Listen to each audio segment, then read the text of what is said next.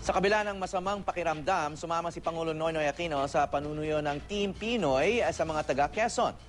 Sa Albay naman, nagsama sa kampanya sina Senator Jinggoy Estrada at ang dating nakaalitang kapatid na si Congressman J.V. Ejercito Estrada.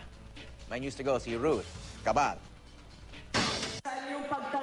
2 linggo bago mag-eleksyon, puspusan na ang pag-iikot ng mga kandidato para manuyo ng mga botante. Ang Team Pinoy humahataw na sa kampanya. Ang mga botante sa probinsya ng Quezon ang sinuyo nila. Sa ikatlong pagkakataon dumating ang mga kandidatong sina Jambi Madrigal, Risa Ontiveros, Coco Pimentel, June Magsaysay at Sunny Angara. Naroon din ang anak ni Senator Loren Legarda na si Leanne Leviste. At may bahay ni Bam Aquino na si Timmy Aquino. Pinakilala rin sa kampanya ang mga pambato ng partido sa local positions. Tinaon naman ng isang grupo ng magsasaka ang magkilos protesta. Nakasilip daw sila ng pagkakataon dahil dumating din sa kampanya si Pangulong Noynoy Aquino. Halata namang masama ang pakiramdam ng Pangulo nang humarap sa kampanya. Ilang beses siyang napahinto sa pagsasalita para umubo. Pinayuhan na raw siya ni DOH Secretary Enrique Ona na magpahinga.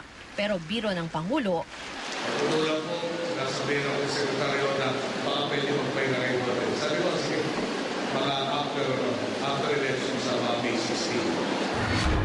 ang United Nationalist Alliance naman, inuna ang pangangampanya sa Tabaco City, Albay ang magkapatid na si Senatorial Candidate J.V. Ejercito at Senator Jinggoy Estrada. Tila tinapos na ang kontrobersya tungkol sa di umano'y tampuhan nila. Nagbiruan at nagkayayaan pang sumayaw sa stage ang dalawa.